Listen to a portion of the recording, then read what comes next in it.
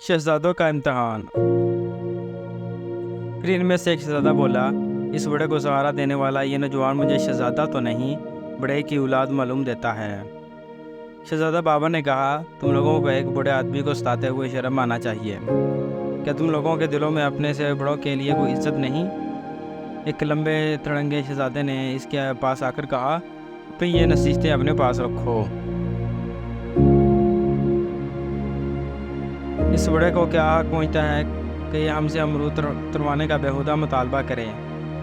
اس میں سے بیچارے بڑے کا کوئی قصور نہیں ہے۔ وہ تمہاری شکلیں دیکھ کر یہ سمجھا تھا کہ تم لوگ شریف نظر آتے ہو، اس کی بات مان لو گے۔ اس کو کیا پتہ تھا کہ تم اتنے مغرور اور بدتمیز ہو گئے۔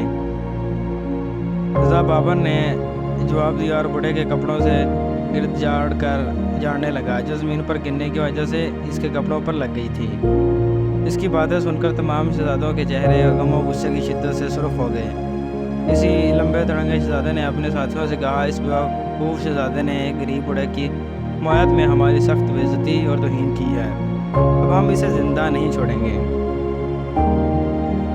اس کی بات سن کر تمام شہزادوں نے اس کی تائید کی۔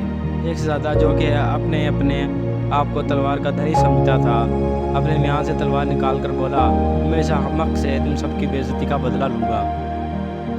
رضا بابر نے بڑے کو ایک طرف ہٹا دیا اور اپنی تلوار نکال کر اس نوجوان شہزادے کے مقابلے میں ڈٹ گیا، مگر وہ نوجوان شہزادہ بابر کے سامنے زیادہ دیر تک نہیں جم سکا۔ ایسے ہاتھ دکھائے کہ مد مقابل جلد ہی بے بس ہو گیا۔ شہزادہ بابر نے تلوار کا ایک ایسا ہاتھ مارا، اس شہزادے کی تلوار اس کے ہاتھ سے نکل کر فضا میں بلند ہوئی اور اس کی نوک امرود کے درخت میں لٹکے ہوئے ایک بڑے سے امرود میں پیوست ہو گئی، اور پھر تلوار اس امرود میں لٹکی ادھر ادھر جھولنے لگی۔ تمام شہزادے حیرت سے یہ ماجرا دیکھ رہے تھے۔ شہزادہ بابر نے آگے بڑھ کر تلوار کی نوک اس شہزادے کی سینے پر رکھ دی۔ اگر وہ چاہتا تو اس کو ہلاک بھی کر سکتا تھا۔ ہارنے والا شہزادہ شرمندہ ہو کر ایک طرف کو سر جھکا کر کھڑا ہو گیا۔ اپنے ساتھی شہزادے کی شکست نے دوسرے شہزادوں کو مزید ناراض کر دیا۔ ایک شہزادہ بھی پھر تلوار سمند کر کے آگے بڑھا، مگر چند ہی لمحوں بعد اسے بھی شکست کا سامنا کرنا پڑا۔ اسی طرح ایک کے بعد ایک شہزادے نے بابر تمام شہزادوں کو شکست دے دی۔ وہ تمام کے تمام باغ کی گھاس پر بیٹھ کر ہانپنے لگے۔ شہزادہ بابر پھرتیلا ثابت ہوا اور اس نے تمام شہزادوں کو جلد ہی تھکا مارا تھا۔ سب شہزادے اس سے سخت نفرت محسوس کرنے لگے تھے، مگر وہ اس کا کچھ بھی نہیں بگاڑ سکتے تھے۔ اس سے نمٹ کر شہزادہ بابر امرودوں کے درخت پر چڑھ کر بوڑھے کے لیے امرود توڑنے لگا۔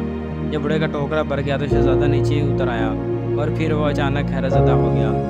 باغ میں ایک کٹیا بنی ہوئی تھی۔ اس کٹیا کا دروازہ کھلا اور اس میں سے بادشاہ، ملکہ اور شہزادی باہر نکلے۔ تمام شہزادے گھبرا کر کھڑے ہو گئے۔ بادشاہ نے بابر کا شانہ تھپاتے ہوئے کہا، شہزادے، ہم تم سے بہت خوش ہیں۔ تم اب یہ بات اچھی طرح سمجھ گئے ہوگے کہ ہم نے یہ سب چکر تم لوگوں کا امتحان لینے کے لیے چلایا تھا۔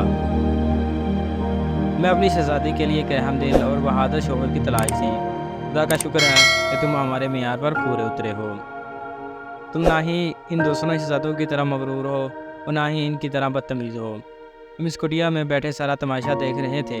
تم نے جس دلیری اور جرأت مندی سے ان تمام نکمے شہزادوں کا مقابلہ کیا تھا، اس نے ہمیں تو بہت متاثر کیا۔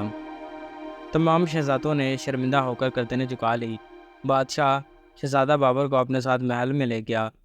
تمام شہزادے اپنے کیے پر شرمسار تھے، اس لیے وہ واپس اپنے اپنے ملکوں کو چلے گئے۔ چند ہی دنوں بعد شہزادہ بابر اور شہزادی امبر کی بڑے دھوم دھام سے شادی ہو گئی، اور اس طرح شہزادہ بابر اپنی رحم دلی اور جرأت مندی کی بنا پر دنیا کی خوبصورت ترین شہزادی سے شادی کرنے میں کامیاب ہو گیا۔